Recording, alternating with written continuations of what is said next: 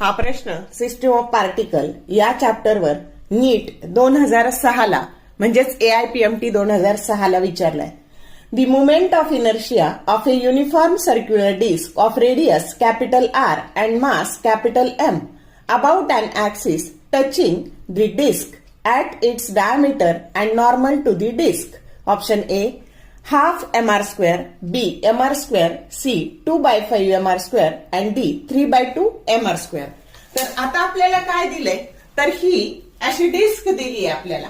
तर आता ही डिस्क आहे आणि त्याच्या ह्या ऍक्सिस बद्दलचा मोमेंट ऑफ इनर्शिया आपल्याला विचारले. मग आता बघा आपल्याला त्या डिस्कच्या सेंटर मधून जाणारा जो ऍक्सिस आहे त्याच्याबद्दलचा मोमेंट ऑफ इनर्शिया माहिती आहे, ते असतं mr²/2. आणि मग हे दोन्ही ऍक्सिस एकमेकाला पॅरलल झाले आणि पॅरलल ऍक्सिस थेरम जर वापरला तर I that is equal to IC plus mr².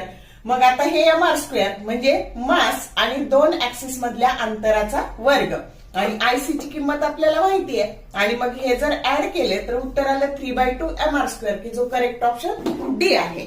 Short video आवडले लाईक करा, शेअर करा, कमेंट करा. For more useful tips and tricks keep watching wings of physics. Thank you very much.